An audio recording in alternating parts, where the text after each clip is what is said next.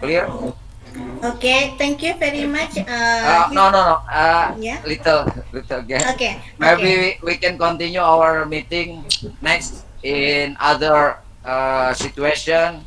Maybe offline. You come. You can. Both of you can come to Indonesia and meet with us. Honorable Inshallah. audience, today held a webinar about all about magister degrees, the life, the thesis, the future. Yeah. In the past, it was enough to graduate from high school to get a job. But in the future, I think it is need more skill, Masuk kedua kan? more skill to get a bright future. Jangan lupa ya kalau And nanti now, mau yang ketiga, kliknya dua okay, kali, klik we tulisan. can share we can share Ngabuk. what is the difference between studying in bachelor program Ngejum. and the magister program. How we can get more experience. Cepat banyak. Kita dulu. Oh, maybe the noise is very not clear, Miss Ali. I hope that Unisa student will be strong motivation in pursuing the goals. Ya, semuanya mahasiswa bisa perjuangkan cita-citanya, menggapai hari depan yang lebih baik. Oke, okay? So we can subdue this word for our obedience to our Creator Allah Subhanahu Wa Taala. Ladies and gentlemen, wow, the noise, very noise.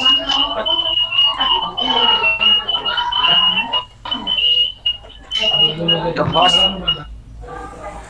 okay. Let's begin this webinar with Bismillahirrahmanirrahim. May Allah with us every day, and we get the advantage in this meeting. We can get the knowledge from the speaker. Thank you, Miss Eli. I'm sorry. Assalamualaikum warahmatullahi wabarakatuh. Waalaikumsalam warahmatullahi wabarakatuh. Waalaikumsalam. Sebelumnya Bapak Ibu mohon dimatikan please turn off your microphone ya, because in the soon we will have the guest lecturer from Algeria, Miss Yasmin Redjil, please. Yeah. Hello everyone. Yeah. Can you hear me? Yes, it's very clearly. It's very clear your Okay. voice, miss. Good morning everyone. Like, you can just mute everyone, please, Ellie, or whatever who is the host of this meeting. You can just mute everyone. Just leave the speakers, please. Now I think it's less noisy. Okay, guys. So it is really my pleasure to be here with you today. Today, like, it is an honor to me. And I have to thank, special thank Miss Ellie Molly. She's a very old and close friend, and we had a very nice and amazing time together in China. Me, I left in 2019. I finished my master's degree there, and due to coronavirus, I couldn't return. And I would like to introduce myself for first. Can you hear me, Ellie? Yes, I can hear you. That's great. I hear less voice, less noise. That's why I wondering, like, if you are hearing or not.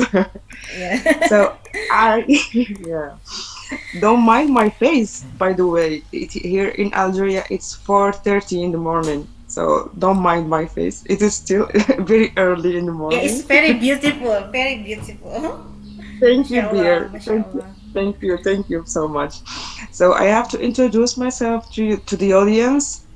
My name is Yasmin Redjil. I am from Algeria. I am civil engineer at the base, and I finished my studies in Algeria. Of course, finished my first master's degree there, and then I entered my like my job as an engineer, as a civil engineer in the field on site, and I did like the both sectors, the private one and the public one. Like I get the chance, alhamdulillah, of course, because of the my mother's prayer, I get the chance to enter the ministry. Like now I am still working there in the government, in the Algerian government. And let's say also they have a big opportunity. They gave me this opportunity to study in China, to accomplish a second master's degree. So I was in Beijing Jiaotong Daxue. It is the University of Transportation. It is famous for railway transportation in China, in Beijing exactly.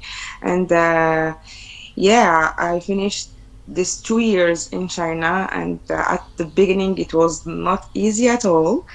We, like me and my friends, especially with like our hijab and stuffs, it was not easy at first. I think I don't know what is the problem, if it is from us or from the others, but I can say that since like after some time, like we start to let's say to be sure and to accept ourselves.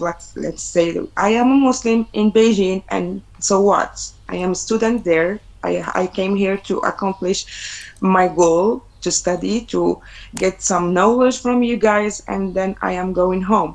And that's what happened. Me and my friend, my like we start to feel the love of the Chinese and the acceptance, and also we went to their houses, to their home. And like I remember once one Chinese lady, she bought this himar, this hijab, and she came to me and said, can you please teach me how to do it? Like these stories I cannot forget. And I prepared for you guys one short video about Algeria. If you don't mind to share my screen, if you can see it. Like it's very short. It's about, I think, less than a minute, to show you the beauty of the country. Like we have a very nice weather. We have desert. We have the sea, like a very diverse one. I would like to share my screen with you and to see some of the pictures. Okay. Okay, please. Okay. It's very nice, Yeah. yeah.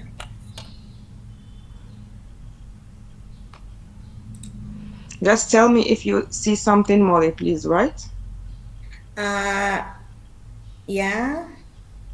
Can I you can see now? Yeah, I can see the map. Yes, the map. Okay. There's. Great. Here we go.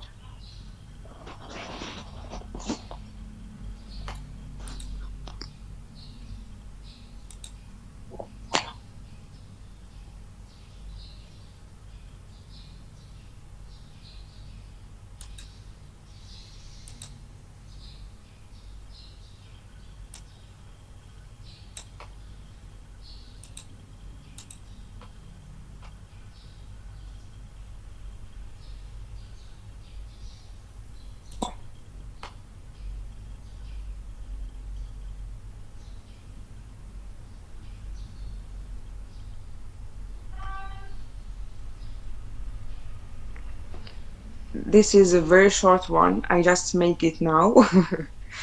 So I have to return to the call now.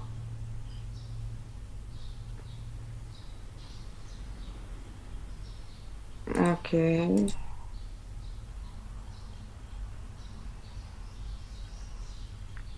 Stop sharing.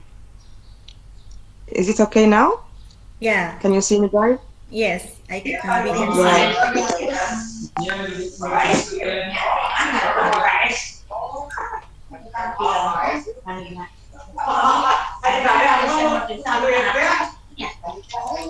Yeah, it is very beautiful country of Algeria. Yeah, thank you for sharing with us.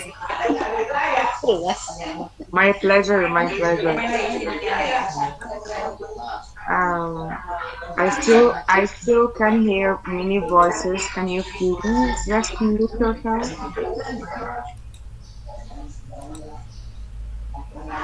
That's great.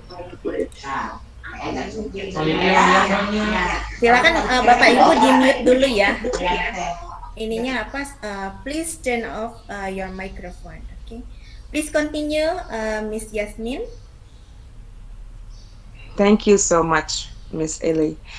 And after I show you some of the, like, it is very very small part of Algeria. If I had time, like I would, like I will show you more. But like this is the very famous parts of Algeria. And now in the second part, I would like to share with you my experience in China and how I get the scholarship. As I said before, I was like, Alhamdulillah, I was lucky to be selected. We were seven, I think, this year. That year in 2017, we were seven in the country. Like the government chose us to give us this scholarship. It was fully funded scholarship, and like I mean, for the other students, I know that it will not be the case, but for you guys, I know that for some who are interested to study in China, there is like websites you just enter and fulfill all the the forms. You have to be eligible, you have to have like a very, not very very good marks. You know, Chinese are not smarter than us, guys. They are not smarter, they're just hard worker. And like they sleep less, as I know, and they are not more smarter, but like everyone can get this scholarship. I think as you Miss Ellie, you can help me to remember this website. I think the CSC site, right? To CSC, yeah.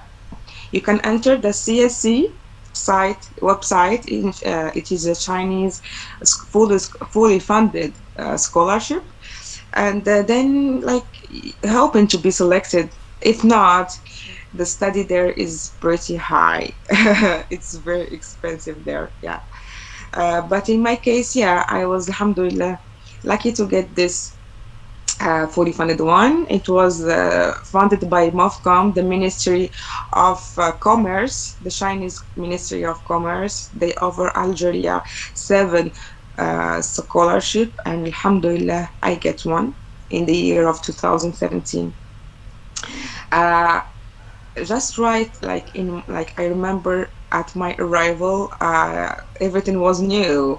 Like not only the day and night, it was like 8 hours difference. We struggled in the beginning with that, to talk with the family, and you know, the time difference. But after this, like we start to have fun after downloading the right application, after knowing the halal restaurants, the halal markets, after knowing some good friends like you, my friend Eli, after like after that, the life became very very nice, and I didn't have this cultural shock exactly, only at the beginning. Like let's say China is what? Is cleaner? Yes, that's true. It's cleaner than our countries. China is more disciplined, maybe, even though they are not Muslims, but they have these good deeds, seriously. And yeah, the security, the level of the security there is very high. Like a woman like me can walk by night by herself without any, like you don't have to be afraid of anything. There are cameras everywhere. The police is turning every hour. You can see the police there, so you feel secure in China. I can say that. Also, the system of the transportation one, the network there is very big, and they have a very very very sophisticated and advanced railway, and the subway there also is very very very nice. So, and it works, I think, 24 hours. I used to travel by night by subway, or daytime also. So if you go there, you don't need to use Uber or any of the apps. I mean, by car, I think is not the best option. The best option in China is to travel by subway. So this is like a brief introduction. I try to remember only the good stuffs. The bad stuffs, I don't know. I don't remember actually bad stuffs, bad memories. I don't have bad memories. Um, no, the only thing I remember that's really like a little bit stay here in my heart is the day of I remember once it was the new year of 2018, and they asked us to go to the Great Wall. I remember that the Chinese Great Wall, and I didn't know that there they can drink and they can, they are not Muslims, so everything is allowed there.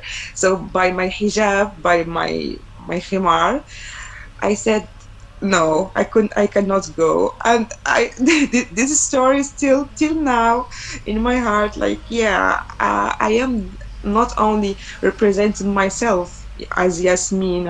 I mean, I am representing like a woman, a Muslim one. I am the ambassador of my country. I am ambassador of Islam also. I am a woman with my hijab. I cannot go to these places. So I was a little bit sad by that night. I mean the New Year Eve.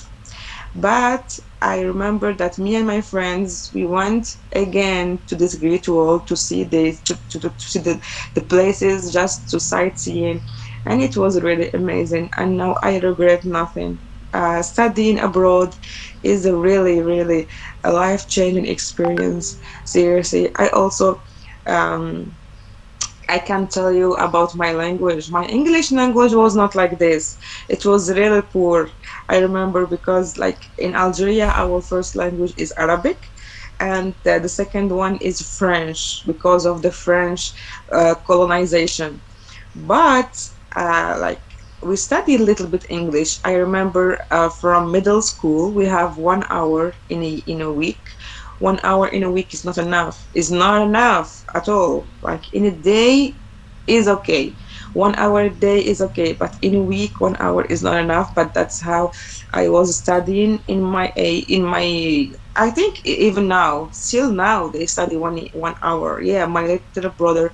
I have a brother who is 12 years old, and they have the same program. Yeah.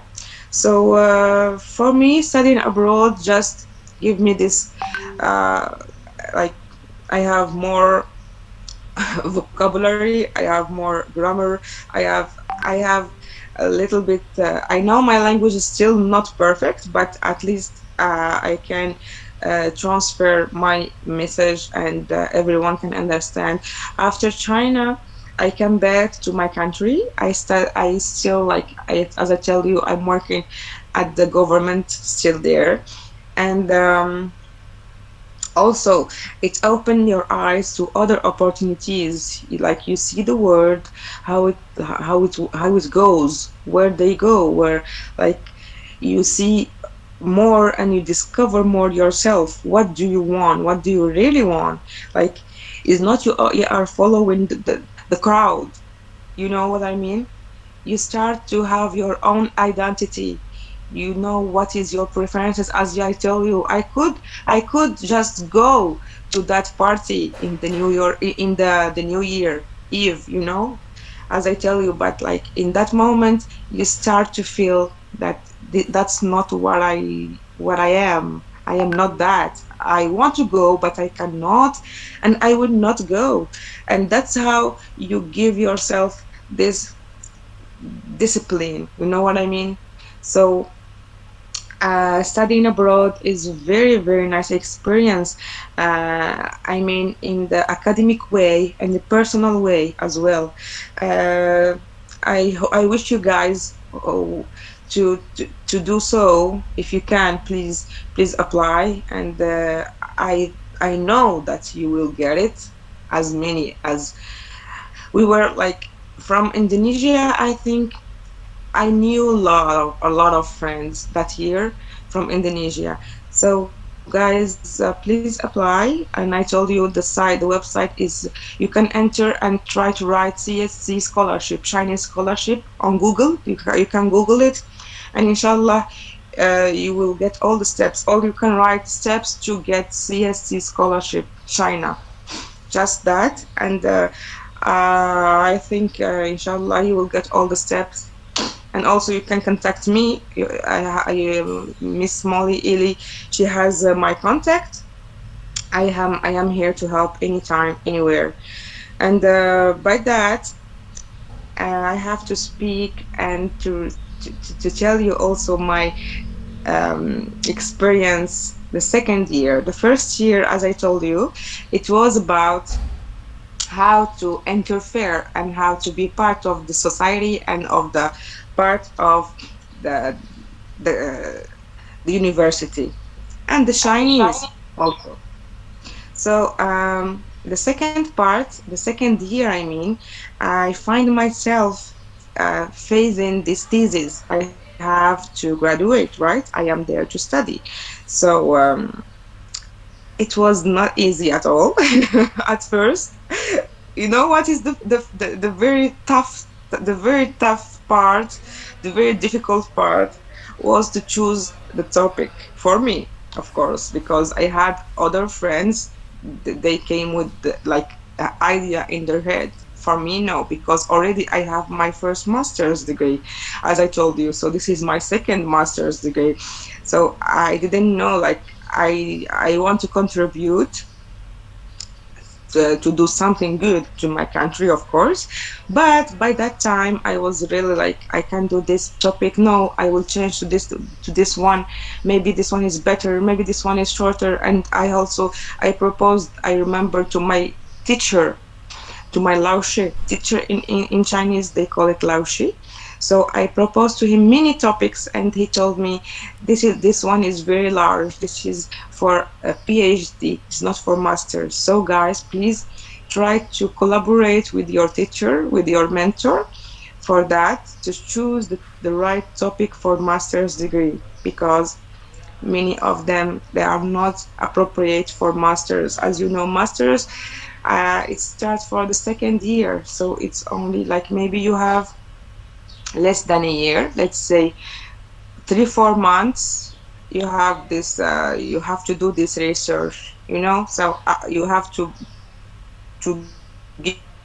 give them an outcome after less than, let's say, 4 months of hard work. So choosing the topic is very important. I say and I repeat, you have to choose the right topic. It has to be not very large and not very short, and it has to be specific to solve a problem. Like the problem shouldn't be very big, like you are saving the world. No, this is like this idea, you have to save it to the PhD, inshallah.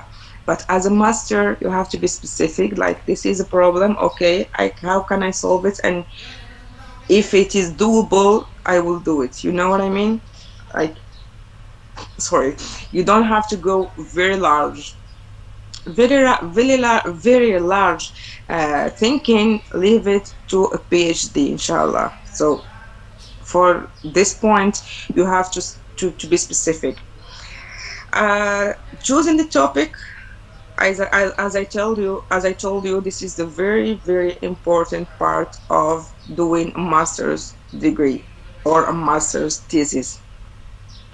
And you have to listen to your mentor, because they are there for you. You have to to carefully listen, and you to keep your mind open. What the mentor or the Laoshi or the teacher tell you, you have to be there and to apply, like, just to apply it for the first part, of course. After applying what he tell you, of course, you can add your touch. You have to add your touch, actually. It's not like to be specific, because maybe your Laoshi has not only you, maybe he has other students, you know what I mean? So everyone has to put his touch on his own topic. So this is second point. And as I told you, you have to choose a good topic according to the data. You know what I mean? Okay, I will explain more. Maybe I love, let's say, I love trains as like my major. It was about railway transportation. I love trains, and I want to increase the tonnage, maybe the transported loads. I want to increase it, but I don't have the data in my country. Like in my case, my country is Algeria. So from China to Algeria, maybe I don't have the data. I don't know how many trains do we have. I don't know what is the network in Algeria, how many trains, what is the timetable, or many stuffs. Like you have to know the data. You have to have it, as a software and hard copy. It's not like only numbers. No, and that's what this is the key, that no one he will tell you that. You will experience that by yourself. You have to choose a topic according to the data that you have. Like, even if you have amazing topic and the teacher say yes, you can do that, but you can start with introduction. You will introduce your country, you will introduce the problem, but when you go to the case study, you find yourself that you don't have enough data. And this is the problem, or this is the mistake that many students do. Like, maybe they will stay like 2 months or more. Imagine that you stay more than 2 months preparing for this, and you find yourself in a lack of data. You don't have data. So what you do, you start to struggle, and you start to panic, and you go to your teacher. Oh, my teacher, I don't have this, I don't have this, I don't have this. you know so he will tell you, change the topic. You know what I mean? He will just tell you that he cannot help you with your data in your country. You know what I mean? The teacher is not supposed to give you data. This is one very good point. You have to remember that the teacher is here to guide you, to guide you to prepare the thesis. He's not supposed to give you data or help you to get it. So the best option here is to start from there. See what kind of data you can provide for yourself. As me, for example, I am working in the government, and even by that time I was working there. So for me it was easy. I just wrote a proper letter to my boss, telling him I need this, please. I sent him by email, and even though I had to wait more than 1 week to give them the time to collect this data and send it to me. You know what I mean? I think more than a week. It was more. So for you guys, you have. Oh, sorry.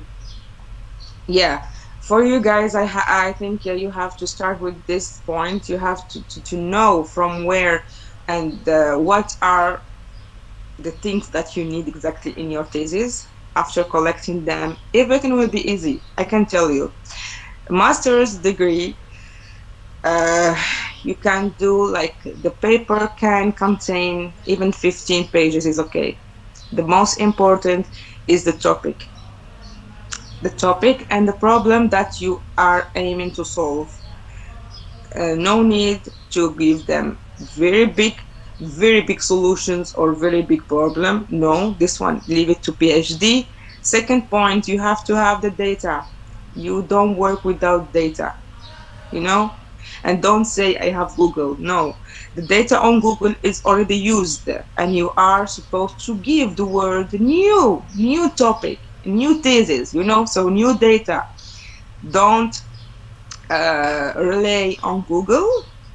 So please do your proper thing, even if it is very small, very, very tiny thesis, it's okay, but it is yours. This is a very important point I would like to share with you. And after that, what you have to do, help me, Molly. I think after collecting the data, after collaborating with your teacher, it came to the defense. Like Analyzing the data. yeah. Yeah. After analyzing the data, like with your teacher, of course, you came out with the outcome. So after that, you have like the result or the conclusion of your work and what your data gave you, and like what are the results, what is the goal of your thesis. After this, you can just submit it online, or you can give it to your teacher. He will submit to the administration, and from that, you will be more free.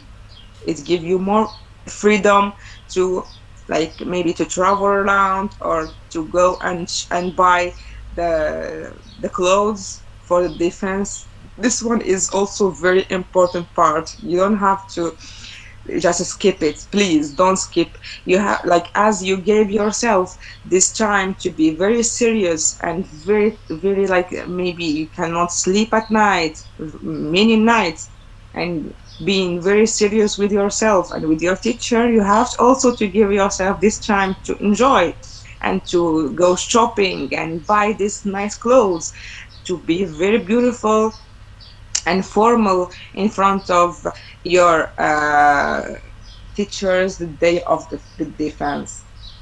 The day of the defense, I can tell you, like, what is done is done. The thesis is there. So you already submitted the thesis. You don't have to worry about that part. But what I can tell you, you can revise. You can see one more time what you have done, and prepare very good speech that I can advise you to not read from a paper. Of course, you have to keep this idea. The keywords have to be in your mind, and then you give yourself the liberty and the freedom to talk. Just talk. There are people like us. They pass by this step as you exactly. Even these teachers, one day they were like you in your exact position, so they will understand your feelings by that time. And yeah, you just give them small and short and brief um idea about your project, what you did, what is the problem, how do you want to solve it, and you have to give them task force. Don't talk too much. dengan orang tuanya. Dan kalau sampai kan ini nanti bermasalahnya terhadap anak kita. I can hear voices, guys. Secepatnya tetap pakai itu bisa sih ujian, tapi kalau mau melanjutkan Halo? Kartu penduduk domisili itu harus dibuka kurang. Pak, mohon dimatikan Pak ininya Pak. Speakernya mohon dimatikan Pak. Itu yang jadi persoalan nanti repot. Halo Pak, mohon dimatikan. Please turn off your microphone. Apa yang disampaikan Pak Nando kembali saya tegaskan. Somebody who knows him, please let him know. I think you can do it for Eli. I think you can do it as a host. Ekstrakurikuler wajib itu adalah Let me try. I don't know how to. Yeah, I think you can. Yeah. The host can mute anyone. pramuka. Ya, sampai saat ini merupakan salah satu ekstrakurikuler wajib. Ya, tinggal bagaimana kita nanti persoalan. Miss Lily, you move your microphone, maybe Miss Lily.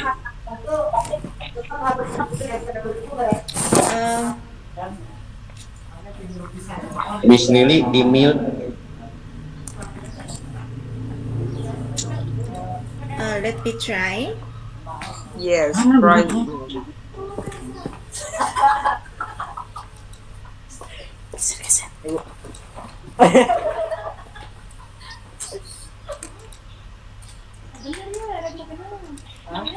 Miss Lily from Ciganda Mekah. Yeah. Maybe we can do for the Okay, host or it's moderator. okay. It's okay now. It's okay now. Sorry, Yeah, it's okay. sorry, Miss Yasmin, for the interruption. It's Okay. okay. It's okay. That happened. That happened in this Yeah. webinar. Yeah, yeah, it's okay. Yeah. So we were talking about what? The defense, right? Yeah. Yeah, the defense. Like, yeah, as I say, the students have to be sure about the information that he gave. Like, even if you are not sure in the reality, you are not very confident, but you have to show it. You don't have to be sure, and you don't have to be really confident, because in that really specific situation, all of us, we have this panic. Even if we do great job and great work, like the whole year in this specific part of the defense, maybe you panic, maybe you say, I am not ready enough, I am not ready. No, don't say that. Like, this is a normal situation. You have to say in your like in your mind, this is normal. If you don't panic, this is not normal. You know what I mean? The normal is to panic a little bit, of course, because like this is defense. You are showing your work for like maybe like for the first time. As in Algeria, for example, students, they present for the first time that the thesis defense, because in the bachelor degree, they have just to submit the paper, but the defense, they do not do that. In Algeria, they don't. So the first time a student presents something in front of people is here, is in master's degree. So I always tell them, fake it till you make it.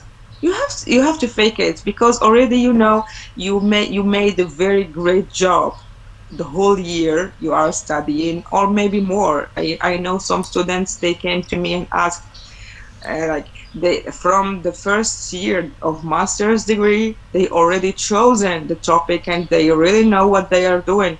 So I tell them, okay, since you know that, why you panic? Maybe I cannot transfer the information. Maybe no. Even though the teacher know that you passed by this panic situation a little bit, but you have to leave yourself, go and talk and speak. And like, what I mean is, don't be very very narrow in your thinking. You know what I mean? You have to just let it go, and you have to put, of course, this point before you speak. You have to put this point. I have to talk about this, 1, 2, 3, 4. Just that. That's how I do, actually. I just put I highlight the very big point. I have to talk about this one, 1, 2, 3, 4, and I just let myself speak and talk. And of course, as we say in Arabic, العقل الباطني in English is the inner mind, I think, something like that. The inner mind, it will speak like by himself, but because the information is already there, you are not inventing something, or you are not copying from anyone. This is a very good point, actually, that many of the students do. Like, they try to copy, they try to watch others' defense thesis, and they try to copy their manner. Maybe they move their hands a lot, so I will do that, so the teacher will accept me. No, no, no, no, no, no, at all. Everyone have to be on his nature.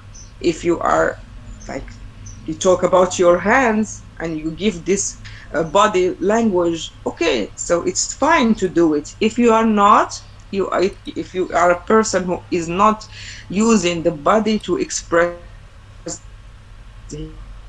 himself, so don't do that. Just be yourself. Don't give something that you are not, because that's what made stress. It's not the information, because the information is already there. You are working on that a long time, like maybe 7 or I don't know how many months you are working on your thesis. So the information is here, the data is here. You did a great job.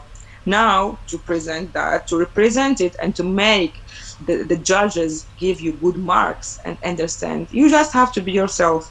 and be honest, of course, because if you are not, like, if you are not, it will show. It will show, and people, they will know, and they will ask a question why he is doing that. Maybe it's not her thesis, maybe he's stealing that. And that happened. I remember once that happened in our study, in our class. And what they do, they just ask the lady, it was a girl, they asked her to do it again. Imagine, they ask her to do it again, or she will, like, she need to redo the year, so she will start all over from zero. So what they give her, they gave her this opportunity to do again. So I don't want you guys uh, to have this situation, to be in this situation, because after this whole work, like, you will be very exhausted. Like, it's more than tired. It's exhausting. You feel like tired here in your mind, and in your body also. Your body and your mind ask for rest, so better to do it right, to be yourself, to present your data and your outcomes very clearly. That's the problem. Here is the solution I am proposing. And also, you have also to show your references. It is very important. That happened to me, to myself. I remember in my thesis in China, I gave them the books, the name of the books that I read that time, in that time, that helped me in my thesis defense. I remember the teacher asked me about that. Imagine, he told me, like, show us that books, what is the name, or from where did you get it. So imagine, I was lying, that people do it. They don't, like, they just write the references, like, I brought this information from here, I brought this information from this book, and actually they are not. So imagine that. Alhamdulillah, that in my case, all the references I put it, I really read it. So he asked me about that book. I tell him, yes, of course, that book, I found it in the library. You can, like, in our case, we had the library inside the campus. So I went there. I often go there. Like, I was also, alhamdulillah, I was lucky. My building was just next to the library. So day and night I was there. I went there like many times, so I know every and I know very well the structure of the library there. So I knew what really, like, I need. I knew what kind of books I needed that time. So I used to bring, to borrow the book and to read and to take picture of that and to put it in my thesis. Because when you put more references from books or from really good websites, it gave you more, how to say, your thesis will be more heavy, it will be more important than an empty one. I can give you a problem, like it is doable, of course, it is doable, but as you know, there are marks. So there are some theses that, or students, that they get high marks and the lower mark, and but everyone will graduate, don't worry. You will all graduate, but with different marks. So if you want to get very good marks, you have to choose a really how to say, real problem. Don't give imaginary one. It can be doable, like, you imagine a problem and it will be accepted. But if you want good mark, you have to choose a real problem in your country, or in like in life in general, that you can solve. Second, you have to choose the right data, because right data, if you, let's say you want to develop software or something, so the right data will lead you to do or to get right outcome at the end. And the outcome, that one is very needed, because according or based on the outcome, you will have your conclusion. So the judges or us or any audience, they will know if your thesis is really important and helpful or not, of course. So, and the second part is the references. While you are doing your thesis, like, of course, we don't know anything. Nobody know anything, like everything. We are learning. So since you are learning, from where you get your information, you have to be specific. I get this from here. I get this from here. That's why in the books you can see these small numbers in the end of the sentence. Here, that means this sentence or this paragraph, it is taken from this book or this website.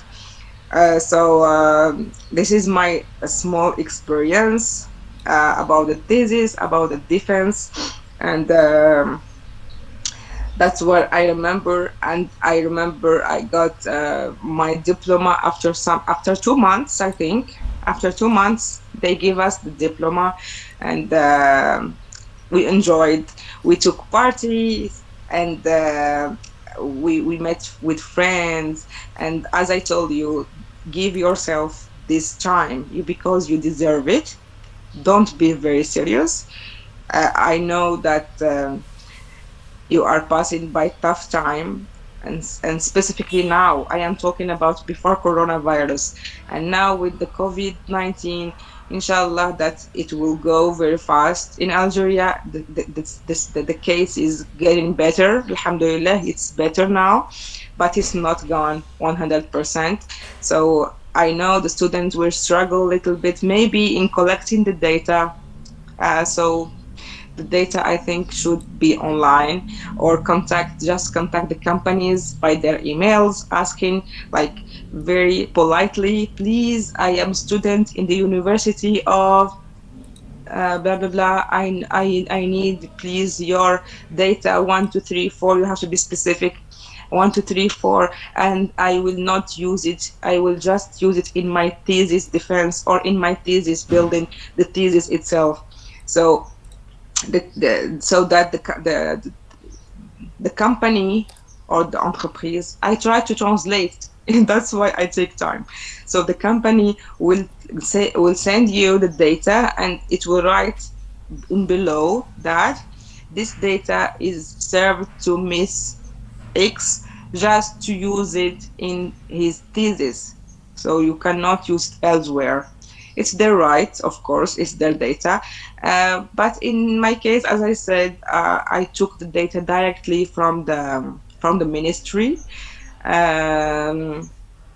Yeah, that's it, I think. And also the references, you can go to the library or to Google. Of course, they have a lot of websites that provide this kind of data, of course, or references.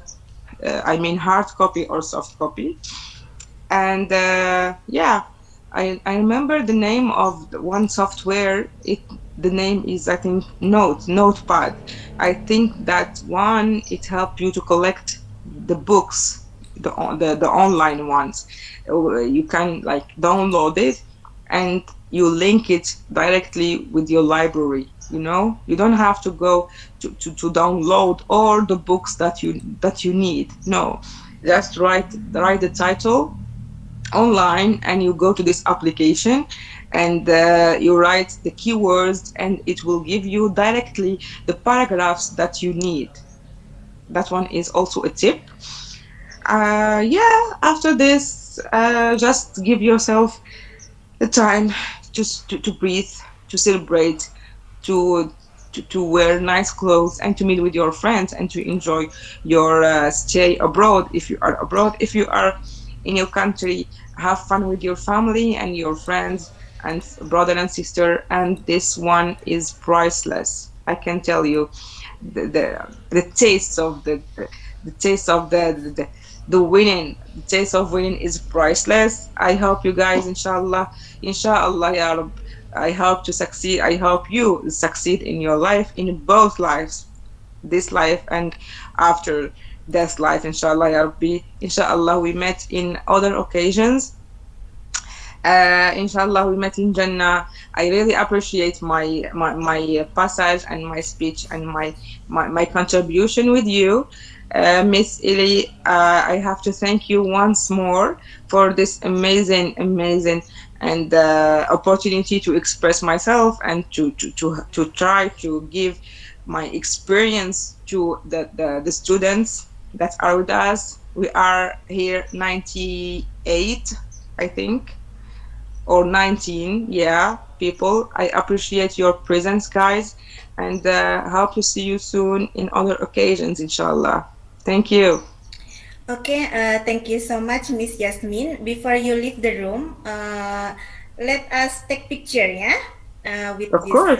banner, yeah, with this poster, because it is to publish in the magazine, in Unisa magazine, inshallah. Okay, I'm ready.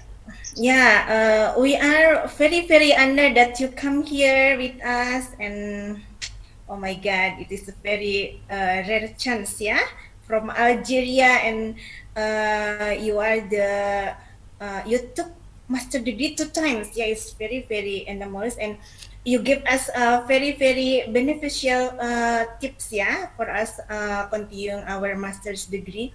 I mean the attendance master's degree, because I'm already PhD. Okay, Yeah. let us take picture. Bismillahirrahmanirrahim. One, two.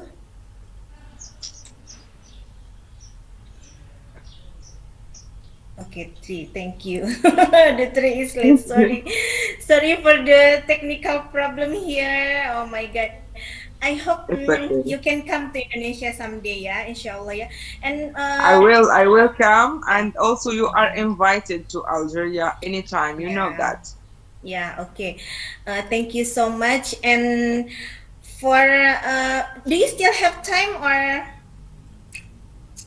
I am here for any kind of questions, of course. ya, oke, Bapak Ibu, kalau misalnya punya pertanyaan silakan dilontarkan ya. If you have any question, please ask. You can ask in bahasa Indonesia or in English, both. Okay, I will try to translate.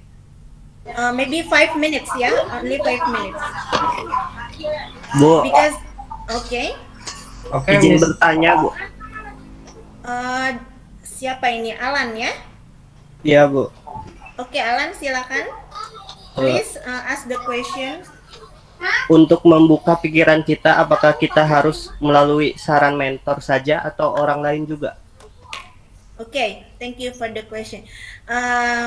Miss Yasmin, his name is Alan, and he asked the question, how to open our mind, our thinking skill. It is okay just from your supervisor or your tutor. How to what? To open your mind, right? To sharpen the thinking skill.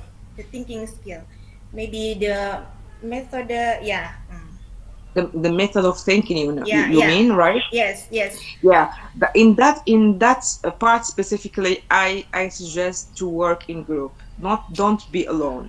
Don't be alone and say I am right. I know the topic and I can do that. I don't need others. No, please, just be in group of people. Not always as I say.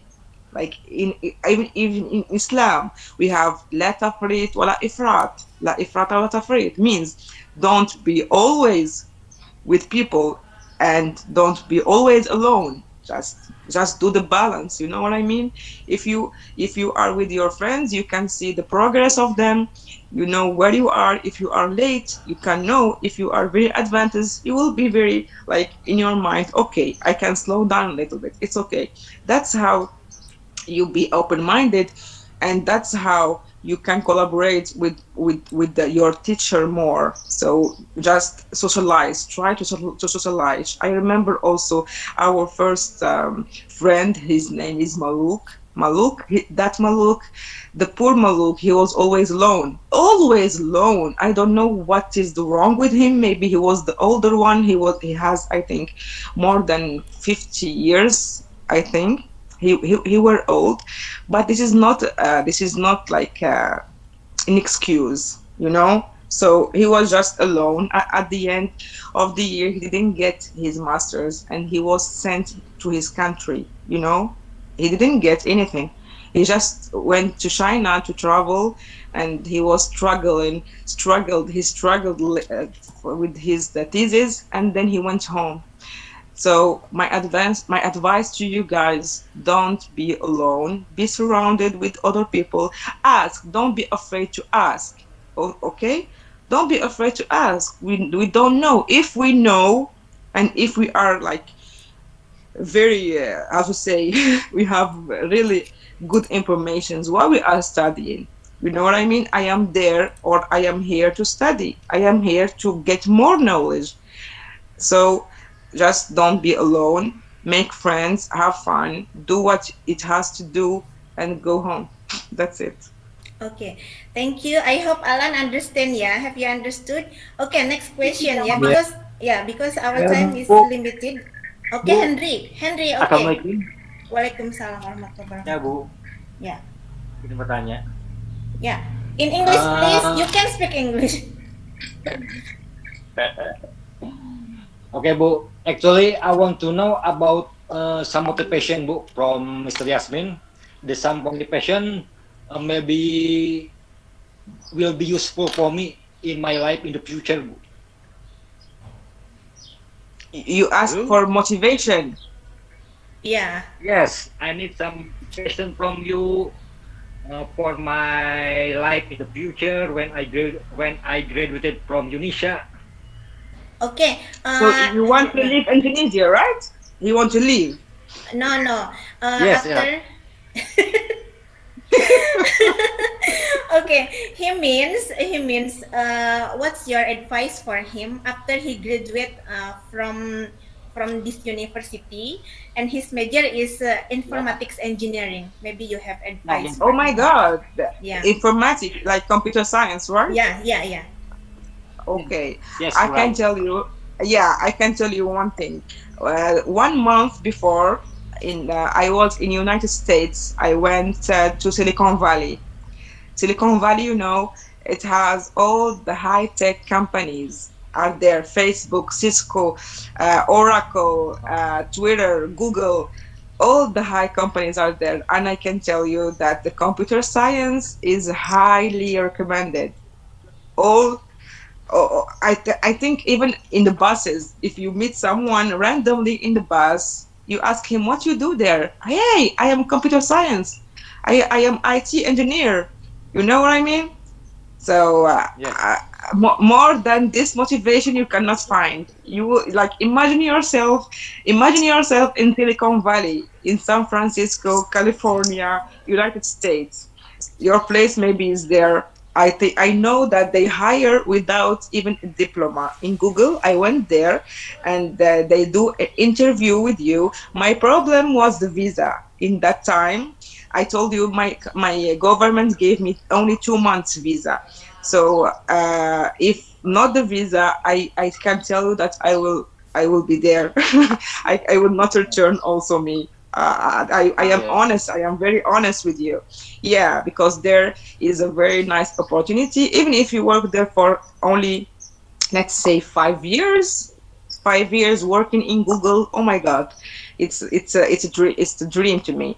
But yeah, if you have the visa, if you apply for visa and they give you like, let's say, 5 years or more, I think they will give you. In my case, they didn't give me because I am working, so they need me at work. That's why they didn't give me much time. But for your case, try to apply, and yeah, you can work in Google, and you have like a very good life, very good salary, very good, and they gave them a very good life there. You know, California is the city and the capital of technology. Silicon Valley too. So I recommend you to see this target, and automatically you will be motivated. You will not be sleeping at night. Don't worry. Okay, yeah. Thank you very much, Miss Yasmin. Nice to meet you. Okay. Miss Eli, Nice can meet I you. give Okay, question? Rina, Miss Rina, please. Okay, Please thank you ask for the question. opportunity, for the chance to give the question to Miss Yasmin. Oh, very beautiful lady. Miss Yasmin, I have a question about the how you manage for the culture shock between Algeria and China, and how many you can make a deal with that. Thank you. Thank you for your question. And for the cultural shock, I can tell you, like, you have to accept yourself first. It's not about them, it's about you. Always, wherever you go, it's not only China, is about you. You have to accept your identity and to be proud of yourself. Like, that's how I am made. Like, let's say I eat halal. I only eat halal. So you have to accept and respect that about me. You know what I mean? So if I am in China or I am in any other country, I always tell them, please, if I am in Ramadan, please, I am fasting. They will respect you. If you respect yourself, they will respect you. That's what I can advise you about the cultural shock. So you will not be shocked at all. Maybe, as I said, there are differences, of course. They are not like us. That's obvious. Like that's how God creates us. They create us different to learn from each other. So they learned from me, and I learned from them, of course. But to not be shocked, I mean, you just need to accept and respect yourself first, so the other will do to you.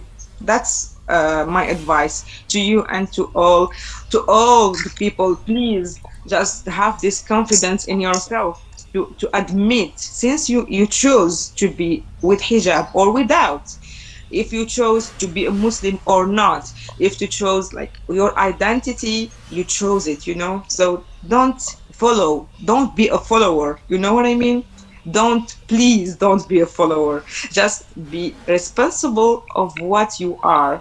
Since you chose to be that way, it's okay, of course, to develop yourself. I'm not saying the opposite. Developing is a part of life, but don't be like, if you are Muslim and you pretend you're not. What a shame, how people see you. Let's say you are Muslim and they see you in club, dancing in club. What is that? You know what I mean? So just respect yourself, respect your identity, and they will do the same, and you will not have this culture shock. Thank you. Okay. Thank you very much, Miss Yasmin. And uh, here with us already come, yeah, ladies and gentlemen. Please welcome the another beautiful speaker, yeah, from Pakistan, Dr. Candidate Ammarah Kausar, ya, M.Sc. Okay, before she begin, let me read the CV, ya, both CV. Miss Yasmin, sorry, I forget. I will read the CV of Miss Yasmin and also Miss Ammarah, and then after this, we will welcome Miss Ammarah to start her speech. Okay. Yeah, this is the CV of beautiful lady Miss Yasmin Redjil. Yeah, she was born in 10 of June 1989, and she is still single and beautiful. Yeah, and this is her WhatsApp number and also email. If you want to contact her, you can use this. And now she is working as public works engineer at the Ministry of Public Works in Algeria. And then this is her training, U.S. State Department Fellow in Tech Woman 22 program, yeah, hosted by the company LinkedIn in Silicon Valley, California, USA. And also she has ever been the project management in Algeria. And also she got her master degree in Master of Traffic and Transportation Engineering from Beijing Jiaotong Dashui. Yeah, Dashui is university, Beijing Jiaotong University. Yeah. Okay, thank you so much, Miss Yasmin. I hope Thank you we so much. can, It's an honor to yeah. me. I hope to see you soon in Okay. other occasions. Okay, Bye-bye. thank you so much. Bye bye. Assalamualaikum. Have a nice day. Waalaikumsalam warahmatullahi Thank wabarakatuh. you. Bye. Yeah, and now is uh, the this one, yeah, Miss Dr. Candidate Ammarah Kausar. This is her city, and let me check if you can see. You can see, yeah. Okay. This is she has many publications, yeah. As the first author of one reputable journal, yeah, in 2021, Chemical Society Reviews. That's the name of the journal. And her education is PhD in University of Science and Technology Beijing, majoring material science and engineering from 2017 until now. And her master's degree was from Beijing Institute of Technology in Beijing, yeah, the capital of China. And her major is also chemistry, yeah, from 2015 until 2017. And this is she has so many honors and awards, yeah. One of them is the Outstanding National Student Scholarship Award in 2018. And she also got the Chinese government scholarship, yeah, just like Miss Yasmin, yeah, the same. And then this is her work experience in Punjab government from 2012 until 2015.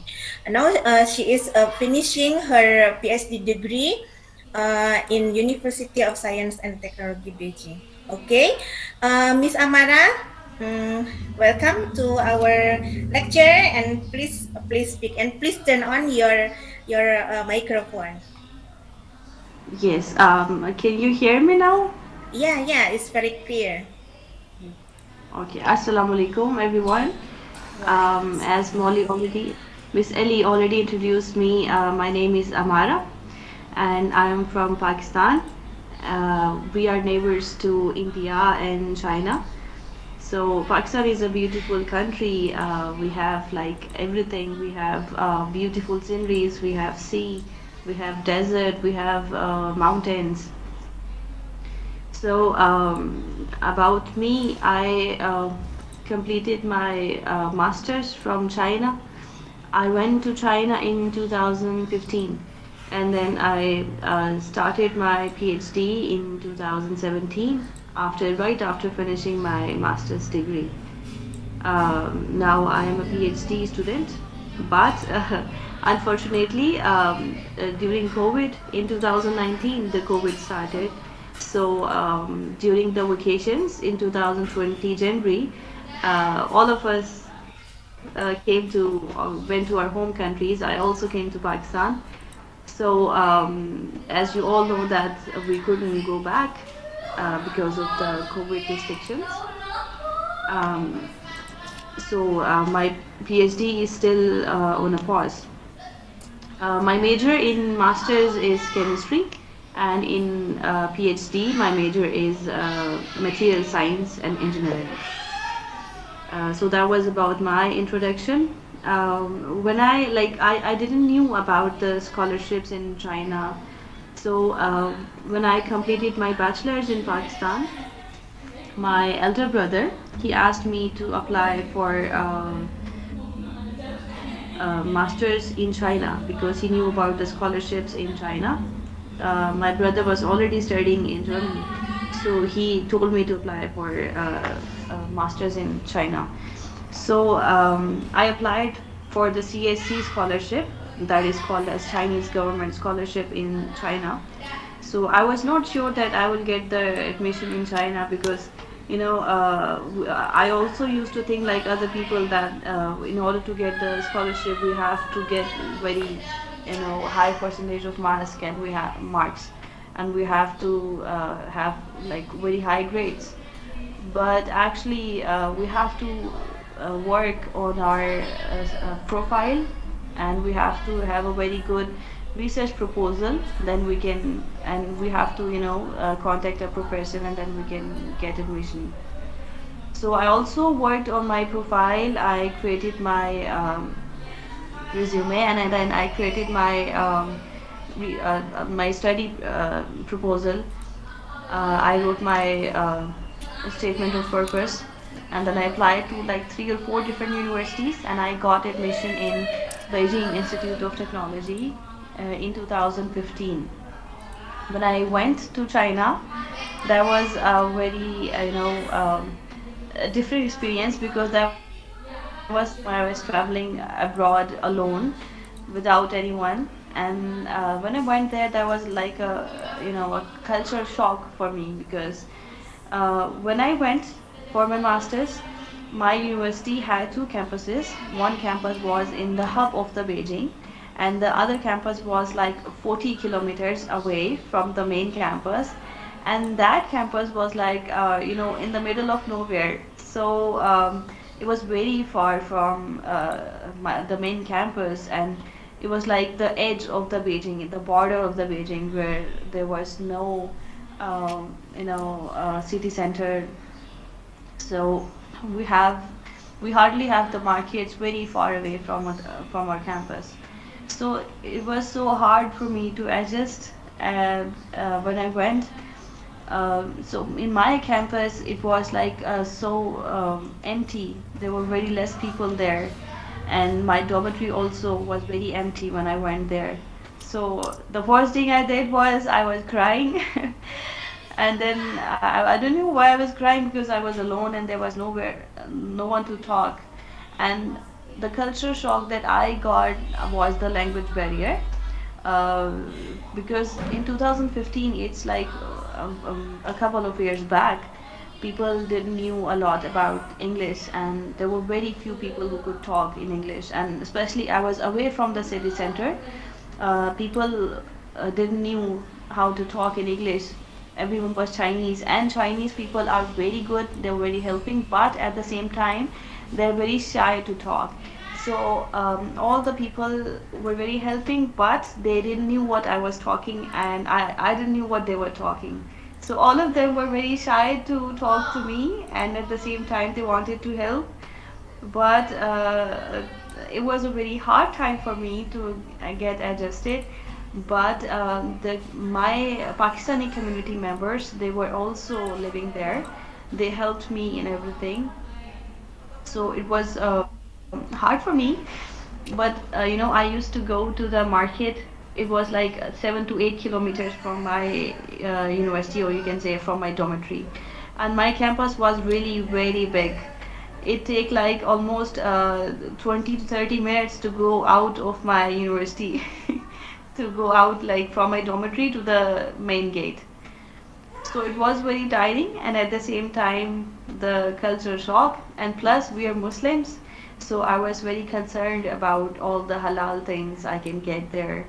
Even I was very worried about the water also. I used to say like if this water is halal or not. But then slowly we got adjusted. My labmates and my professor in my master's was very cooperative. They were so good. In my lab, I had a very small group. My professor had only 4 students. One was the postdoc student, and one was me, and there were 2 other girls in my lab. So we were only a small member of a group in my professor with my professor. So working with my professor was very easy and good. He was very cooperative.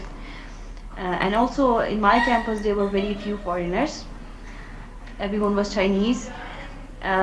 So I used to communicate with them by hands. So I had to tell them what I want and what's the problem. During my first year of masters, we started like of course the coursework. So my problem, I got like a very good time as well, but I got so many problems during my coursework, because I was studying chemistry, and in my major there are very few students in other countries. So most of the students who used to go to China, I remember they are studying management, they are studying engineering, but very few students used to go to applied sciences like chemistry and physics and mathematics. So also in my major in chemistry, there were very few students. I was I was the one from Pakistan, and there was another one student from Nigeria. We two were the foreigners only in my major, in chemistry, in my university. So the other foreigner student, he went to the other professor, and I was with another professor, but we were taking the classes together. In my class, we were like, all of them were Chinese, and only two of us. And the problem with the Chinese is that they don't want to, deliver the lecture in English, because when the class is crowded with the Chinese, of course they would love to deliver lecture in Chinese. So that was very hard for me. We used to sit in the class, but the teacher was giving lecture in Chinese, and we were like sitting blank. We couldn't understand anything. But the class fellows, the Chinese class fellows, and the teachers are always, welcoming to help. But of course, they cannot give lecture for only two students in English when all the other students are sitting there who are Chinese. So we used to, sit blank. So that was in every class, it was like the same. The classes were in Chinese. And apart from that, we had classes, we learned Chinese language, and we learned about the Chinese culture. We had two other classes with the foreigners only. So in masters, my Chinese teacher who used to teach us Chinese language, she was very helpful and she was very cooperative. I still remember she was very friendly, and I learned Chinese from her, and because of her, I learned a lot. And among my friends, I was the one who was speaking very good Chinese because of the teaching style of my teacher. And in the other class, we used to learn about the Chinese culture. They used to tell us about the Chinese history and everything about China. Um, Chinese are very helpful, but at the same time, they are very hardworking also. During my master's, in first classes about my coursework, I completed more than 30 credit hours during my master's, and then in second year of my master's, we started our research work. And research work is another story. It's when you are in a foreign country, it's not easy to go on with the research work. We have to select the topic by ourselves, and especially in my major, we have to choose something, or we have to study something that is very novel. So we have to work towards the novelty of the work, which anyone have not done before. So we have to search something like that. It was hard for me, but in my case, I was very confused what to choose and how to choose my research topic. I was studying a lot of publications about my professor's work and about my lab mates' work, but my professor helped a lot, and I was lucky enough that my professor chose the topic for me finally, and then I started work on my research work. My research work was about the polymers. We were developing a molecularly imprinted polymer. At the start, I got so many problems about my results. I was working so hard to get my results because in my field of research, weather is the main cause of getting good results. If the weather is dry, I can get good results. So I waited long for my results to come out good. So my degree was supposed to finish in around like June, and I was supposed to give my final thesis in March. So and then I was supposed to get my final results by January, but the weather was so bad, and I was trying by August and September to get my results. But I waited for winters to come so that the weather could dry and I can get good results. So I did experiments again and again, and was working day and night for getting the results. But finally I got some good results, and I started writing my thesis in January, at the end of the February, when I got my results. And writing the thesis was also another topic, because when I started writing my thesis, I was worried about my graduation, that after graduating what I will do next, because I think this is the main thing every graduate student is worried about. Because whenever we think that we are like 2 or 3 months left for our graduation, we start thinking that what are our next concerns, what are we going to do next, should we start a job, or should we continue our studies. So I was also concerned about that. So in January, when I started writing about my thesis and I was doing some experiments, I started applying for PhD. I was worried that I should, apply somewhere for at least to get a job.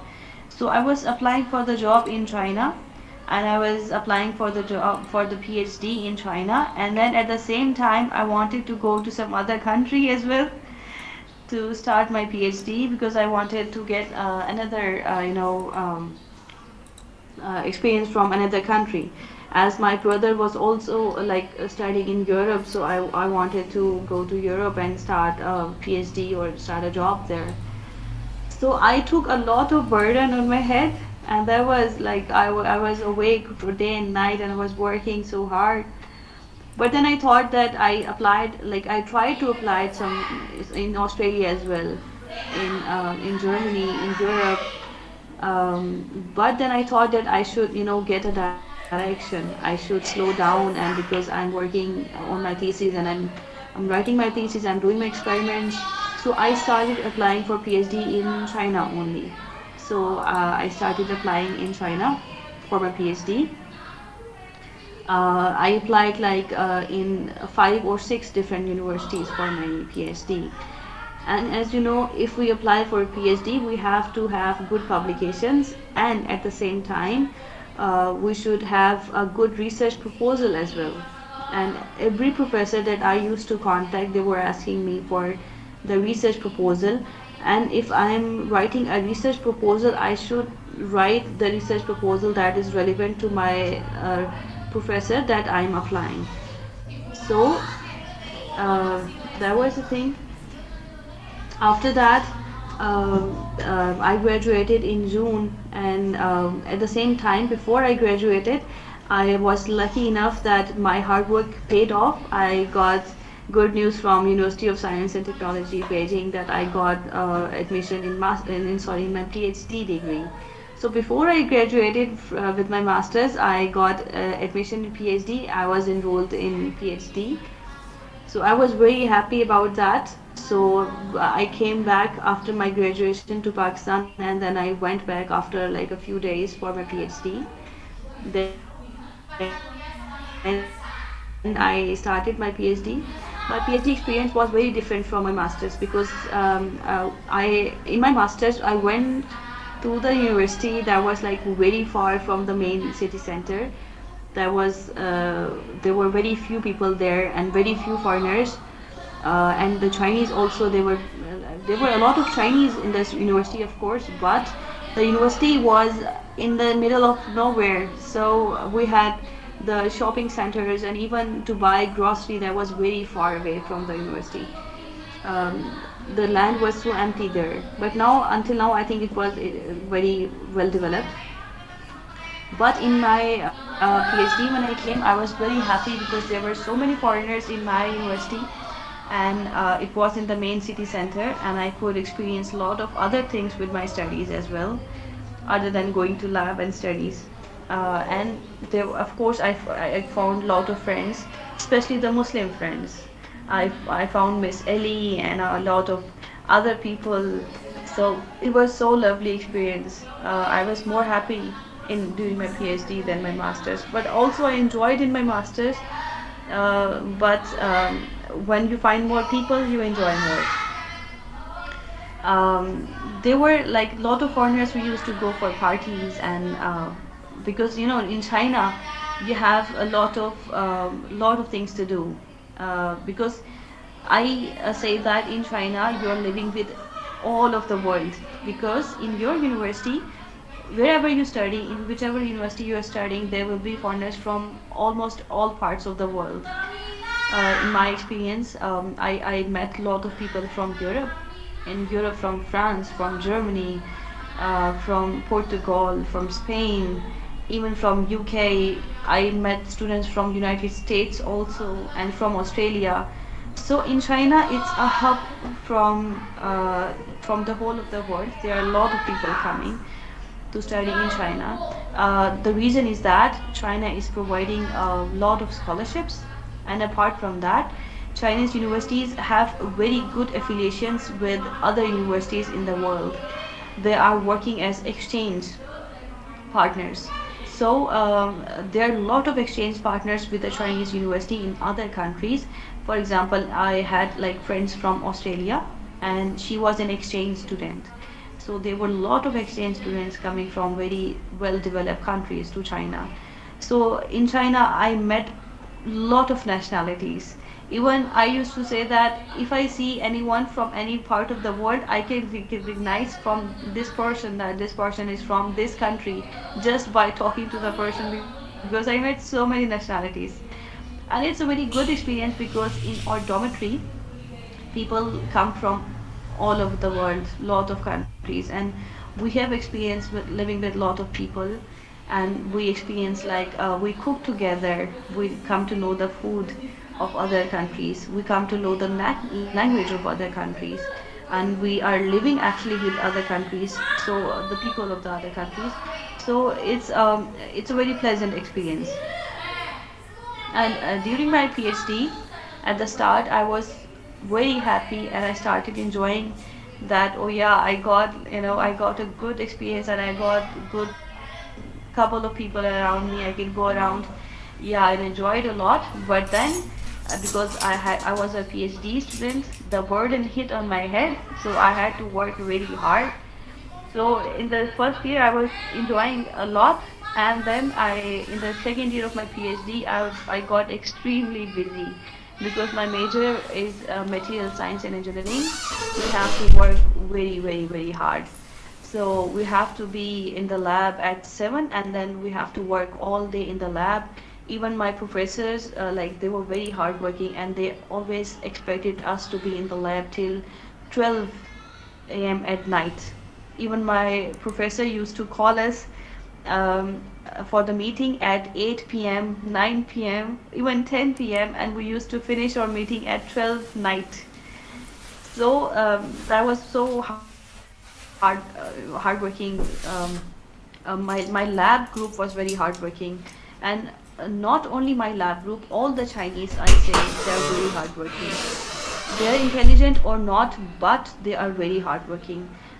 Whatever they're doing, if they're working in the lab, they're going to the offices, they will wake up. I saw Chinese people waking up at 5 a.m. and then they go for walking, running, and then they rush for the offices, they rush for the labs, and they are in their office at 8, before 8, and then 8 a.m. in the morning, and then they work all day. They have their lunch break, they have their dinner break, they go back to their labs, and then they keep working until 9 p.m. or 10 p.m. at least. And in my lab, people used to go at 8 a.m. and then they work all day until 12 a.m. at night. That's like a lot of hard work. Even my professor, I used to give him reports. Whenever I used to send him the reports of my work, even at night, 3 a.m. I used to send him the reports, and at 3 a.m. also he used to reply me, because this Chinese nation is very hardworking nation, I must say here.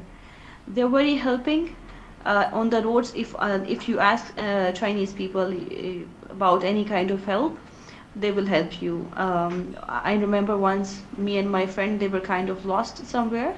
So my friend and I, we were going somewhere and we didn't remember which bus is going to our station. So we asked a Chinese guy for help, and he came with us to the bus stop, and then he helped us get the bus, and he was waiting for us for the bus. And then after we got on the bus, then he went away. So this is the level of the help that Chinese people can help you.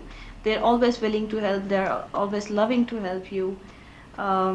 So I was talking about my PhD. During my second year, I started my research work. Before that, I was in the first year. I was taking my courses. In PhD, we have to take very few amount of courses. Like I had only to take 9 credit hours. So 9 credit hours is nothing. So as always, like in PhD, also it was hard for me to take the courses because of the language barrier. All the classes were in Chinese and teacher were teaching in Chinese and we couldn't understand the Chinese. Of course, we were sitting in the classes blank. In the first year, I was enjoying and I was taking those courses. And apart from that, we were taking the Chinese language classes also with the foreigners. We were studying about Chinese culture also, like in masters. But then in second years, I had to start my research work. So it was so hard for me to choose the topic in PhD because masters is, I say that masters is nothing. If masters is literally nothing, you just go and you take your classes and then you choose a topic or your professor can help you choose the topic and then you start working and you don't need a hell lot of work in masters because the publications, you don't need a very high level of publications during your masters. You can graduate without a publication in your masters also with thesis. As I also did, I didn't had any publications. I graduated without any publication and I graduated with my thesis. But during my PhD, I have to work very hard in order to find the topic. What happened with me that I was searching for the topic. I used to suggest, like I used to write a small research proposal for my professor, but he never he always used to say, no, I'm not satisfied with this topic, you have to search another topic. So I was so worried about my topic that I used to search again and again. It takes almost 1 or 2 months to search one topic because we have to find a novel work and we have to read a lot of publications in order to find a topic. So we have to do the background research and everything about the thesis topic. So then I was searching one topic and then I was switching to another topic. But in our major it's not easy because we have to think about the results, we have to find like observations and everything about it. But in the meanwhile, my professor asked me to write the review paper. That was another big task because in review paper we have to read a lot of publications. In review paper we have to read publications and we have to write our perspective, our thinking about the publications that we have read, and we have to, you can say, we have to summarize all the publications that we have read. But we cannot write our view, but we have to summarize their view in our language. So that was another big task. We read it took almost 1 year for me to write the review paper because my review paper got published in Chemical Society Reviews, and that's a very high impact factor journal, that's 30 plus impact factor. So that was a very big achievement. But only I know how I wrote this paper. I was working day and night to in order to write that review paper. So everyone was asking me, what are you doing these days? And I used to say, I'm writing a review paper. And everyone asked me for like 1 year, and everyone was tired asking me that it's been 1 year and you are continuously saying that you're writing a review paper. So where is your paper? But research is all about patience. We have to be patient, and we cannot do anything if we don't know anything. If the results are not coming, we have to be patient. I was very tensed during all of my research because we cannot have control on our results. So of course we have no control on our results, so we have to be patient. So my friend once told me that you don't need to know everything. You just do your good You just do what you can do, and then you can wait for the good results. And a research should not be a perfect researcher. A researcher should be patient. A researcher should have been reading the publications. This is all we can do. This is all we can do, that we can give time to our research work, and this is all we can do. Other than that, we can, we have to relax. And what my professor used to tell me during my research was that we have to have a good health also with our research work, because we in my major we have to do lot of experimental work. We were staying in the lab doing experiments, and doing experiment is a physical activity along with the mental activity, that we used to read our papers, and we used to get tired by standing all day in the lab. So apart from the mental health, our physical health was also very important. We had to work on that as well. So I used to go to lab at 8 a.m. and I also always used to think that, oh, like today I'm going very early before Chinese. But whenever I used to go early to the lab, I always find Chinese people sitting there before me. As I told you that they're very hardworking. So I used to do experiments all day in the lab, and then my lunch break, and then again I used to go back to the lab doing experiments. That was the whole day routine of mine. And then on Sundays, on the weekends, I used to take off, and then I used to do my other work at my room. But Chinese people, they don't take off on Sunday as well. I saw my lab mates going to the lab on Sunday also. Um, so yeah, that was then after I published my review paper, that was a very big achievement for me. And apart from that, I was working with my co-authors. I was working on other papers as well. So I got like a good couple of publications, Alhamdulillah. So, but the bad luck in my career was that the COVID started. So when COVID started, everyone was scared, and so was I.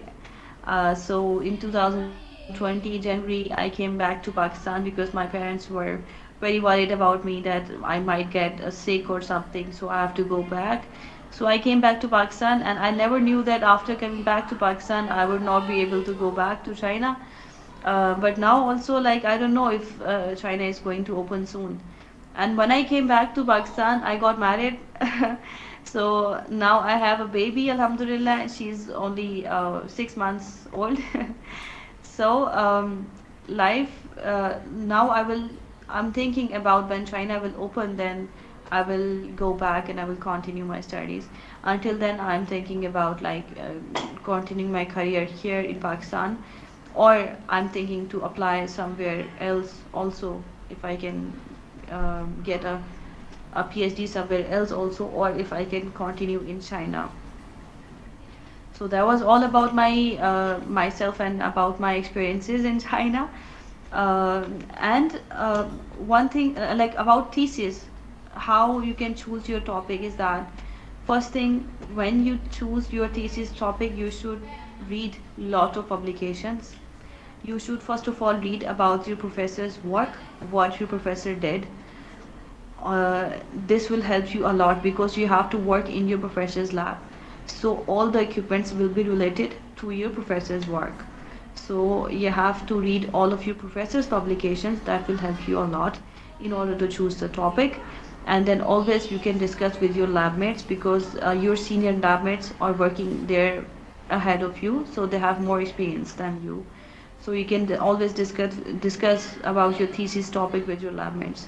So whenever you come to a conclusion, you can go and discuss with your professor that you are thinking about this topic. Before you start writing a research proposal, you can arrange a meeting with your professor, and then you can, if he agrees, then you can start writing the research proposal. And after you choose your research topic, you should be serious about what you choose.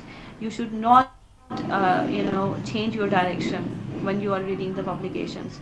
You should read the relevant publications, and after reading the relevant publications, you should start writing your work. Like in my case, in my major, you should start doing your experiments. and after you get the good results, you can start writing your publication, your research work. And I read somewhere that when you are writing a publication, you should write about your experimental work first, and then you can go to the other parts like the literature review, the introduction. So this is the another way to write a publication. And uh, when you finish writing your thesis, then you always we all have a thesis defense. So during thesis defense, my experience was that during my masters, when I had my thesis defense, I had members of committee, like one was my professor, and one professor was from the head of the department was also sitting there. My lab mates were also sitting there, and there were a lot of PhDs from other department, PhDs from the other professors. They were also sitting there, and there were professors from the outside university, the other university. They were also sitting there. I think someone also turned on the mic. There's kind of distortion. Okay, thank you. So there was in my committee during my thesis defense, there were like 5 or 6 professors sitting there in my masters. So I was very confused, and of course it's a normal thing for every student to get confused during during thesis defense. But the thing is that the first thing is that you are confused while you are defending your thesis. So we should upcome the confusion that we have. The two most confusing things is that when you are defending your thesis, we have like nervous blocks, and we are talking very fast during our thesis defense. So this, we should control our nerves. We should talk very slowly during our thesis defense, and we should talk very slowly, and then we should respond, like we should once you have responded to a question, or once you are stopped talking, so you should give a pause, give a break, and then you can start talking again. I'm sorry, I got a flu also, so it's hard for me to speak. So please excuse my bad voice also. So during thesis defense, there are a couple of things that you need to take care of. First, like if you don't know the answer, because of course we are not perfect, we don't know everything. So if we don't know the answer for everything, if anyone asks us a question, we don't know the answer, it's okay to say that I don't know. You can say I don't know, but you can add that I don't know, but I think this can possibly the answer will be, because the in the thesis the committee that is sitting to all the professors who are sitting there, they know that you are a student, of course, and you don't know all the answers, and they know about your situation, and they have been through, like they already have taken a lot of people's interviews, or they have already taken a lot of people's like thesis defense. So they know that students get confused and they don't know everything, and even professors ask the questions that they also don't know the answer sometimes. So it's okay when you say that I don't know the answer, but you can say, but I think that this could be the answer, and that is okay. So, and the other thing is that you should have a backup plan. And backup plan means that if your PPT is not working, technology gets failed, you should have some handouts to hand on to your professors and to the other committee members and to the students who are sitting there, so you can give a good defense. And plus you should ask any of your friends you can trust to be your helper, to give the handouts to everyone, and to arrange the technology and everything ahead of the thesis defense. Because during my thesis defense in my masters, I asked my 3 or 4 friends to help me arrange the meeting room, and arrange everything about if my laptop fails, then I can ask my friend to take their laptop. And this actually happened with me. My laptop stopped working during my defense, so I borrowed my friend's laptop, and my friends were sitting there in the meeting room. They gave me their laptop to continue my defense. And we have to during the defense we have to dress up like a little bit formally, because it's a kind of a formal presentation, so we have to be a little bit formal. That will help you also to be very confident. And I think these are the main things that you should be dealing with your nerves. You should not get confused whenever someone asks you the question. You should not get confused that, oh, I don't know the answer, what I'm going to do now. Because every graduate student goes through this situation, and this is quite normal. So I also had a very, but I was very confident during my thesis defense. Even if you don't know the answers, you should be confident, because you should study your research work in a very, very accurate way. Before your defense, you should study all of your research that you have done, and you should be confident on your research work. What have you done? So you should be confident on defending your research work. So this is all you can have in your thesis defense. So apart from like relevant to China, I would suggest that you all should go to China. It's a very good experience. You can have a very good exposure. You can meet a lot of people there. You can enjoy a lot. At the same time, you can learn a lot. Apart from my studies, I learned lot of life lessons from China. Like a lot of people gave you a lot of life lessons. In your country, like in our country, we are different people. When we go to other country, we are like other different people. So I learned a lot of things from China. I learned patience from there. I learned a lot of other things also, from other cultures, from other people. Anyone can teach you anywhere, anything. So you can pick any good thing from there.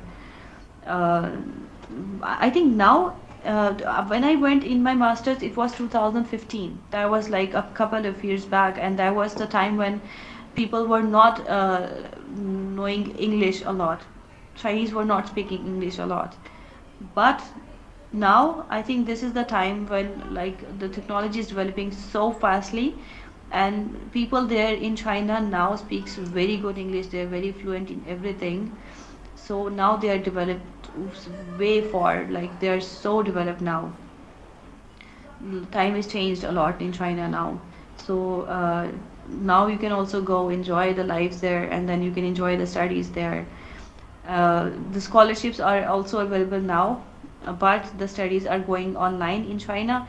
You can apply for the Chinese government scholarship. This is called M.Sc scholarship. You can go to the website, and you can also apply for the other scholarships. They are like provincial government scholarships. They are like university scholarships available. So you can contact any professor. You can go to the university websites. You can apply for the scholarships. You can apply for PhD. You can apply for masters. And also if you want to apply to some other country, but China is a very good place because you learn a lot and you get a very good exposure, and the scholarship amount is also good I think, in order to support yourself. So that would be a very good experience if you continue studies in China, if you go to study in China. So that is all about my experience, and that is a very like a summarized experience about myself and about my masters, about my PhD. I cannot talk a lot because I have a sore throat and I have flu that might interrupt the lecture, and I have a small baby also so I cannot leave her for a long time. And thank you so much for your time. It was very lovely experience, and it was a big honor for me to speak here, and it was so lovely to talking to you guys. Thank you so much. Thank you so much. Okay, that's very interesting and very nice presentation, yeah, sharing experience from Dr. Candidate Ammarah Kausar. Okay, students and teachers here, if you have any question, please one question, because after this we will have Mr. Dr. Iman, yeah, to speak about the master's degree in Unisa, yeah. Okay, one question. Okay. Thank you, Miss Eli and Miss Ammarah and Miss Yasmin in this webinar. Terima kasih Ibu Ammarah juga Ibu Yasmin juga Bapak Ibu sekalian yang saya cintai, yang saya banggakan. Terima kasih atas kesempatan yang diberikan untuk berbicara pada webinar ini. Izinkan saya dan mohon maaf saya menggunakan bahasa Indonesia, nanti bisa ditranslate oleh Miss Eli ya. Baik, secara umum ingin saya sampaikan bahwa tantangan kita khususnya di Indonesia dan di daerah kami tentang pendidikan ini adalah kita belum mempunyai milieu, belum mempunyai lingkungan yang membuat kita ini terpacu di dalam belajar. Saya masih melihat banyak mahasiswa bahkan banyak dosen tidak tertantang untuk belajar lebih mendalam lagi. Bahkan mahasiswa pun saya melihat kita belum punya lingkungan yang memaksa mendorong secara internal, secara pribadi untuk mengimprove dirinya melalui pembelajaran pribadi. Ini saya pikir menjadi permasalahan yang sangat unik bagi dunia pendidikan kita, di mana lembaga-lembaga pendidikan yang di sana banyak orang-orang yang sedang belajar, tapi banyak yang menampakkan atau banyak fenomena yang menunjukkan tidak kuatnya mahasiswa, para pembelajar, guru, bahkan dosen di dalam proses belajar. Ini yang paling yang paling menjadi catatan saya pada tahun-tahun ini. Termasuk juga Bapak Ibu semuanya, termasuk juga para guru dan para dosen. Sempat di 2019 ya, staf kepresidenan itu mengungkapkan di Yogyakarta bahwa guru yang memenuhi kompetensi nasional itu tidak lebih dari 30%. Dan kalau kata beliau, dan kalau kita memperbaiki kualitas guru, kita membutuhkan tidak kurang dari 125 tahun ke depan untuk memperbaiki kualitas guru.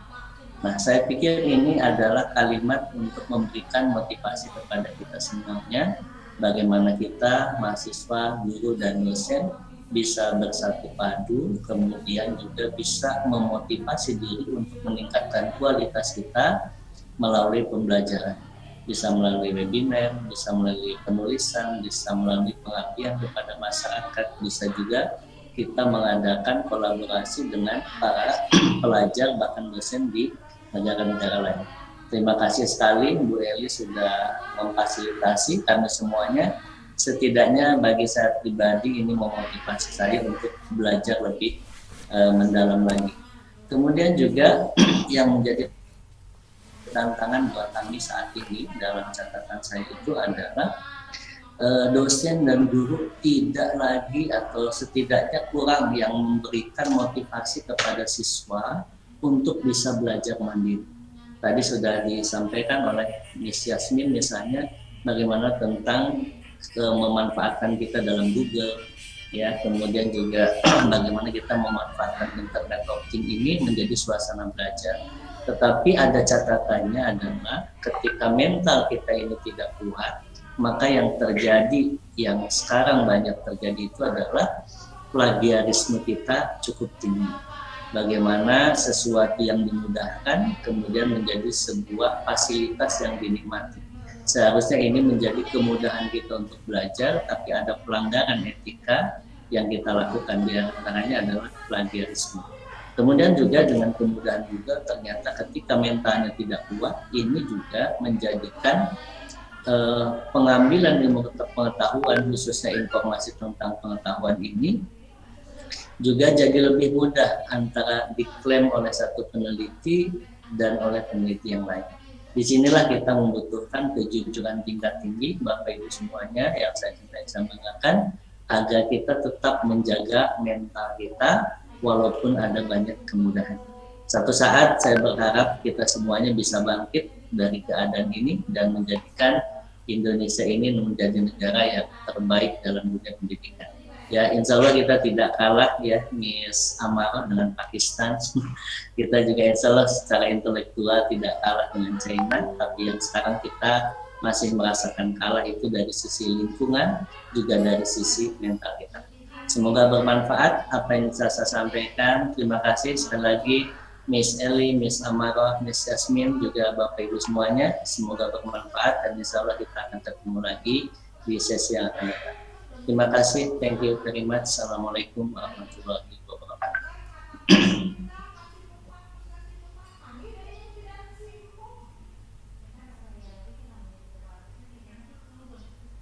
Miss Eli masih mute.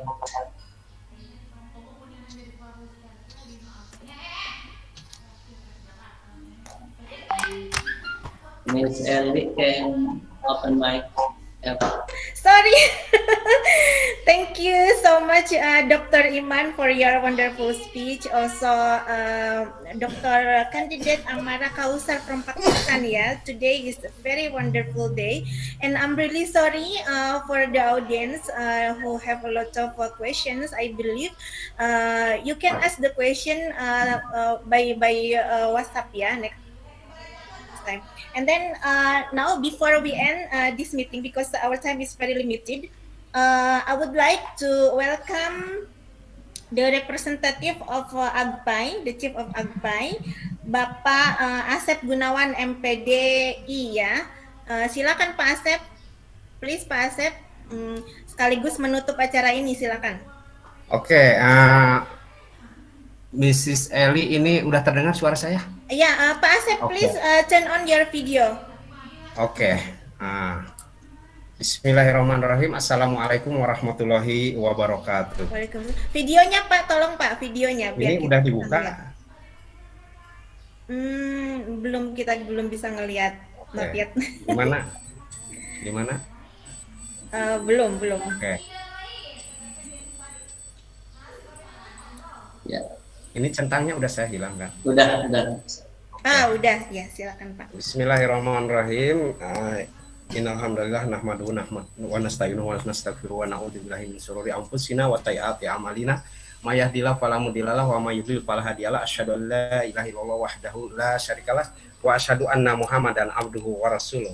Allahumma shalli ala Muhammad wa ala ali Muhammad kama shallaita ala ali Ibrahim wa barik ala Muhammad wa ala ali Muhammad kama barakta ala ali Ibrahim innaka Hamidum Majid. Okay, on behalf of the chairman of AGPAII, would like to give warm welcome all participant ya. Komit para panitia keynote speaker tadi luar biasa sekali ya. Miss Yasmin from Jazair and Mrs. Yang satu lagi siapa tadi ya? Miss Ammarah. Ammarah Usman ya from Pakistan. Luar sekali ya. Guest lecture and other participants that I cannot mention who have greatly supported the implementation of this event. Jadi ini luar biasa sekali event yang diselenggarakan oleh Al-Ihya. First of all, yang pertama tentunya thanks to Mrs. Dr. Eli ya, as host and moderator, as a lecturer of Al-Ihya Islamic University Kuningan Regency West Java. Luar biasa sekali, mudah-mudahan acara ini terus berlangsung ya. Terima kasih Ibu Dr. Eli who has given me the opportunity to give a speech ya. Saya di sini mewakili Ketua AGPAII Asosiasi Guru PAI Indonesia DPD Kabupaten Kuningan, yaitu Mr. Yayat Supriyatna ya. Luar biasa sekali. Nah, Kuningan Regency AGPAII ya, ini sudah didirikan sejak 2017 ya, jadi kurang lebih 2017, dan kemudian yang keduanya itu ini kemarin ya di inauguration to place at Sanggariang Building diresmikan di sana, dan Pak Yayat terpilih kembali menjadi leader ya dari AGPAII. Kebetulan saya diamanahi sebagai founder sekaligus chairman of digital literasi AGPAII Kabupaten Kuningan. Baik, core inti kita adalah literasi digital. Tadi saya telah mendengar beberapa ulasan dari Ibu Yasmin dan juga Pakistan bahwa penting sekali untuk melek literasi di abad 21 ini ya. abad 21 ini luar biasa sekali. Salah satunya tadi Ibu Yasmin menjelaskan kepada kita about Google Scholarship and Paraphrasing. Nah, ini penting sekali terutama bagi yang mau lanjut kuliah nih, teman-teman saya, sahabat-sahabat saya yang sudah S1, cobalah lanjut ke S2-nya di Unisa, luar biasa sekali. Ya, jadi Unisa dan AGPAII insya Allah mensupport ya untuk peningkatan atau upgrading skill daripada para guru PAI khususnya agar semakin meningkat ya. Nah, ini saya boleh izin share screen sebentar ya, Ibu. Silakan. Ibu Eli. Oke, baik.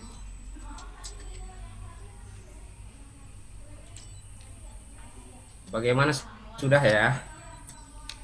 Belum ada. Oke.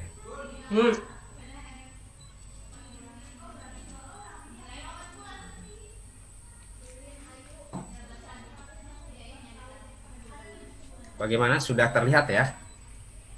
Belum, Pak. Laptop saya sudah terlihat? Belum, baru bapaknya aja. Ya. Ini ya, sudah, Pak. Ini bagus sekali ini. Sudah ya. Oke, baik. Tadi saya hanya mempertajam kembali apa yang di share oleh Ibu Yasmin dari Aljazair, bahwa salah satunya kita nggak usah takut lagi tentang parafrase dan plagiarismenya, karena di sini ada platform digital yang sudah bisa kita manfaatkan. Salah satunya adalah parafrase online.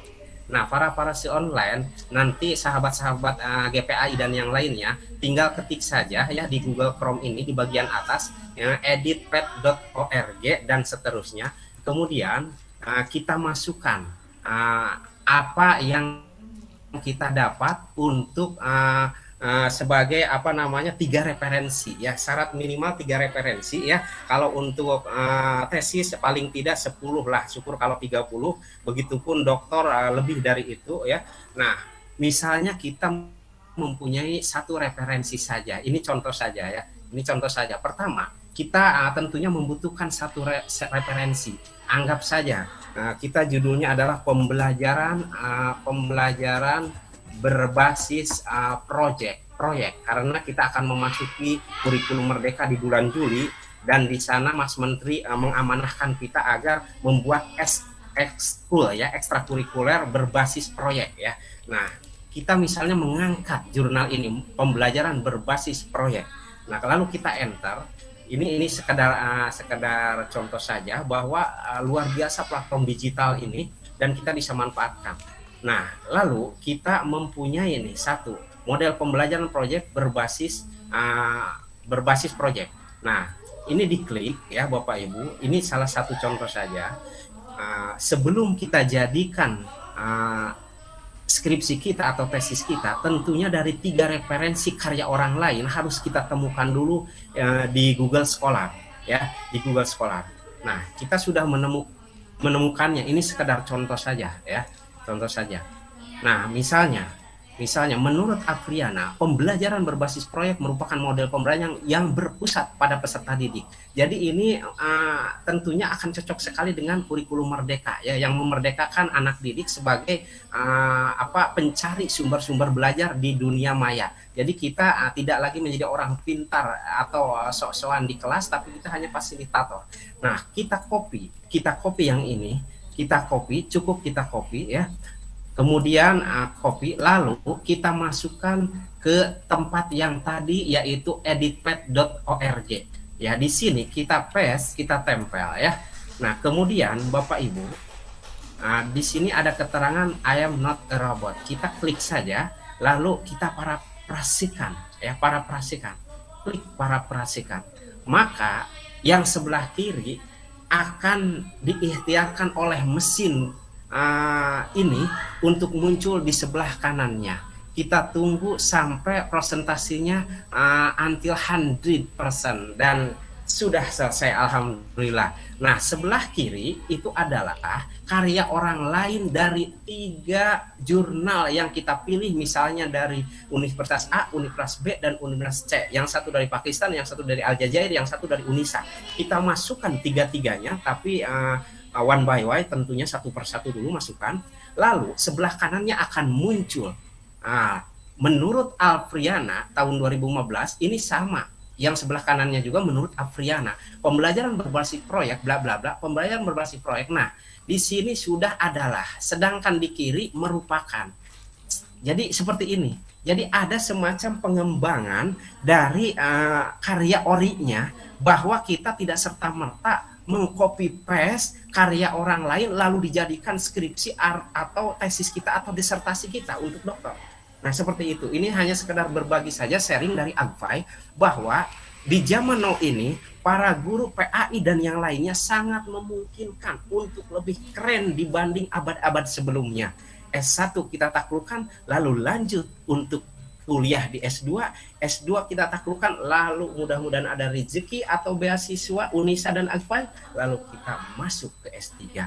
Bagaimana membuat karya ilmiahnya? Jangan khawatir.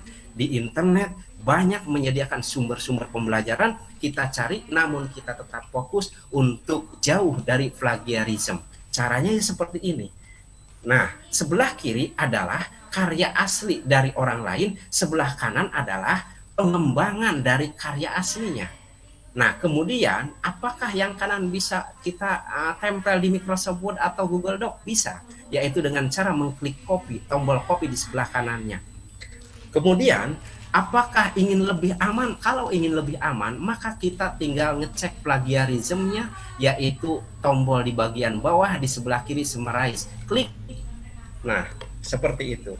Nanti akan muncul di bawah dan akan diberi tanda merah dan yang lainnya. Kalau tandanya merah berarti itu gawat darurat. Jangan langsung untuk dikopas. Tapi kalau tandanya hijau atau yang lainnya biru misalnya, maka itu berarti telah aman. Tidak ada karya yang benar-benar aman 100%. Pasti semuanya pengembangan dari si karya sebelumnya. Nah, ini kita bisa lihat. Plagiarism 0%, sedangkan hal uniknya yang barunya itu 100%. Ini warnanya unik, hijau semua. Berarti ini sudah aman. Tinggal kita kopas, lalu kita masukkan ke Google Doc atau ke Microsoft Word seperti biasa untuk editing. Habibie sekalipun almarhum menemukan pesawat terbang, tentunya beliau mengadopsi dari teknologi sebelumnya yang diciptakan Allah, yaitu capung, burung dan sebagainya. Dari yang ori dikembangkan menjadi pengembangan karya selanjutnya. Itulah mungkin sedikit berbagi saja. Lalu bagaimana dengan Google Doc kita? Google Doc, Bapak Ibu, ternyata platform digital abad 21 ini menawarkan kecanggihan dan keasikan tersendiri. Tidak ada alasan lagi bagi kita bahwa aduh saya mau bodoh, aduh saya mau enggak bisa, aduh saya minder, enggak usah. Karena muslim itu harus prestatif. Muslim dan mukmin yang dicintai Allah adalah muslim dan mukmin yang mempunyai skill, kelebihan, ilmu, kekuatan. Maka dari itu upgrade terus ilmu kita, tingkatkan terus iman kita, dan perbaiki terus akhlak kita. Mudah-mudahan sepakat. Nah, salah satunya Google Doc.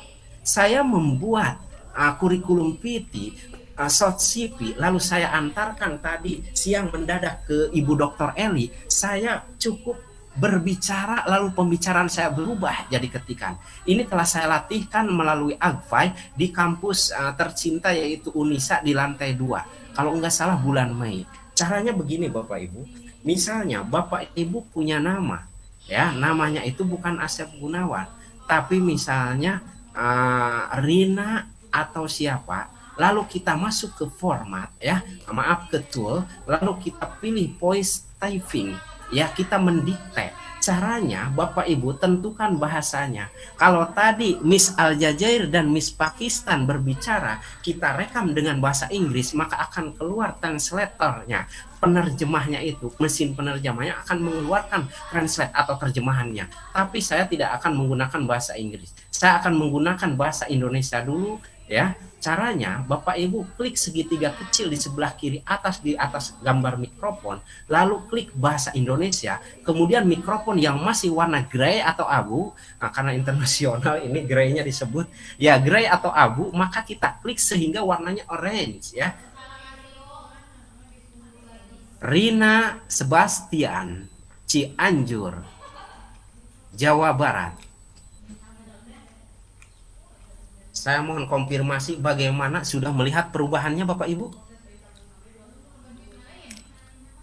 Halo? Sudah, Kang. Sudah. Berarti sekarang bagi mahasiswi Unisa AGPAII dimanapun, maka tidak perlu lagi stres dengan beban tugas kuliah, lalu dituntut berlembar-lembar untuk menuntaskan skripsi atau tesis di S2 atau disertasi di program doktoral. Kita tinggal pakai saja Google Doc, lalu kita berbicara. Inilah literasi berbasis digital yang sedang saya latihkan dengan kanal literasi digital khas AGPAII Kuningan untuk NKRI. Nah, Bapak Ibu bisa ikut latihan baik di pola daring, dalam jaringan internet, berbasis Google Meet misalnya, atau Zoom Meeting, baik melalui kopdar langsung atau luring di luar jaringan. Nah, apa yang dilatihkan oleh kami? Salah satunya adalah literasi berbasis digital, merubah budaya lisan menjadi tulisan, merubah pembicaraan menjadi ketikan. Nah, itu seperti itu. Nah, sekarang kita coba yang lainnya. Misalnya, kita di sini mau garis baru atau paragraf baru, maka kita klik tombol mikrofon sampai warna oranye, lalu kita berbicara. Paragraf baru.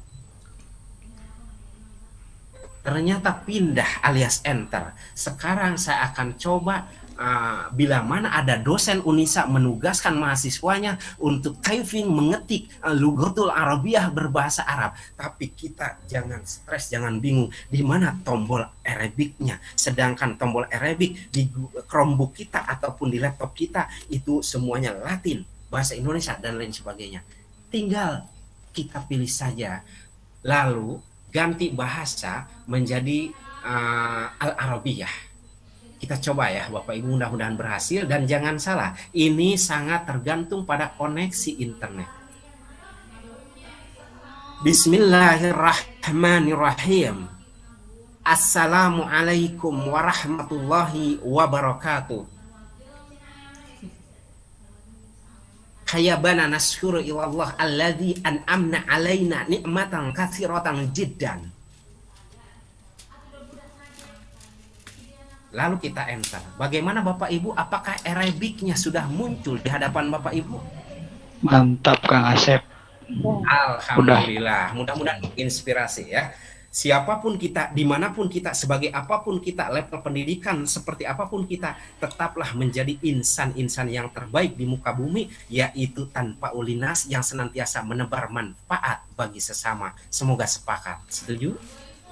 Setuju. Lalu kita berikutnya akan memberi tulisan bahasa Indonesia. Maka yang tadinya Al-Arabiyah kita ganti menjadi Injilijiyah bahasa Inggris, bahasa Indonesia, maaf.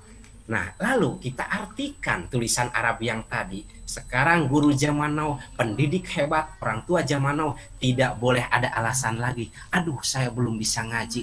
Aduh, saya nggak bisa translate-nya atau terjemahnya.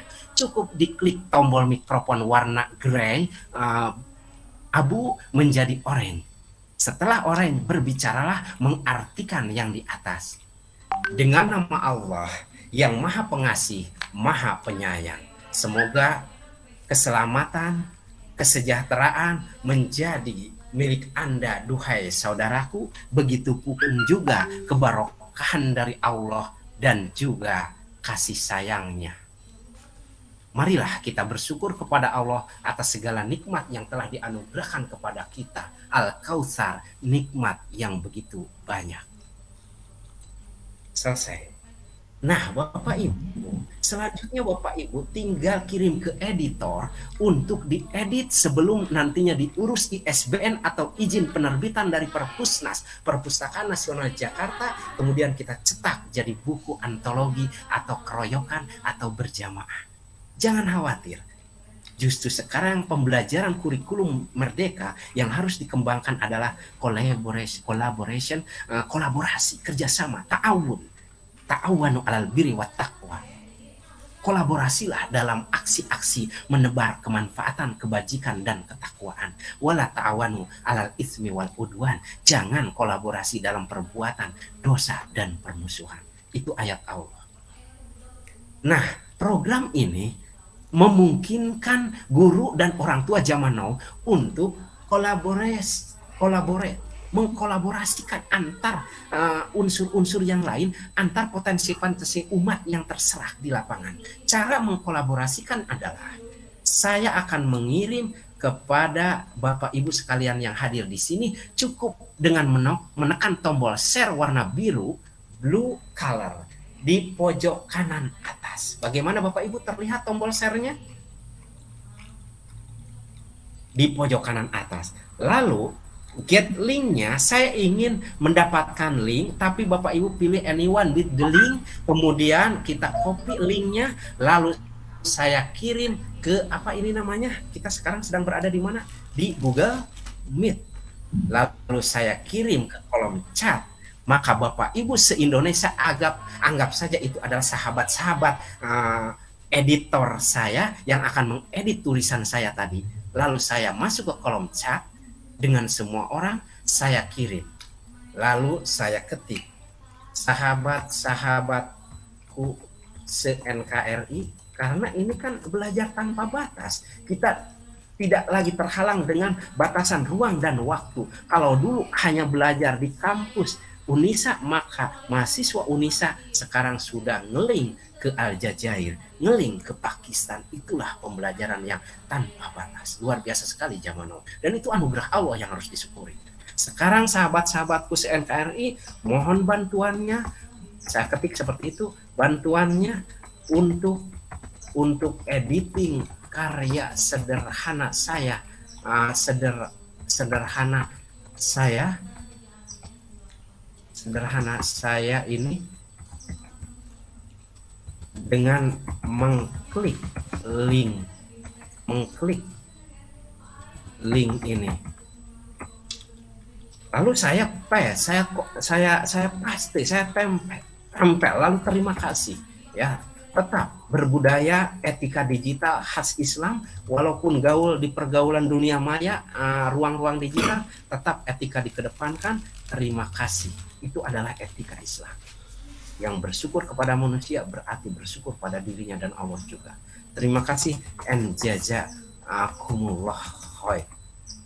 Dari kekerasan narasi dalam bergaul di ruang-ruang digital, itulah maksud didirikannya kanal literasi digital khas AGPAII Kuningan untuk NKRI. Sudah saya kirim. Bagaimana Bapak Ibu? Silahkan cek, periksa di kolom chat. Apakah sudah ada kiriman link dari saya, Bapak Ibu? Ini contoh saja. Burina. Sudah. Pacar Toma dari Subang. Ada. Alhamdulillah. Ada. Atau siapapun yang mendapat link kiriman dari saya berwarna biru ini, tautannya tinggal diklik saja. Lalu Pacar Toma dan Burina akan diarahkan oleh sistem menuju karya saya yang tadi. Lalu kita akan saling berkolaborasi di sini. Kalau Pacar Toman mengganti kalimat Rina menjadi Cartoman, maka di semua laptop se-Indonesia atau sedunia akan berubah nama Rina menjadi Cartoman.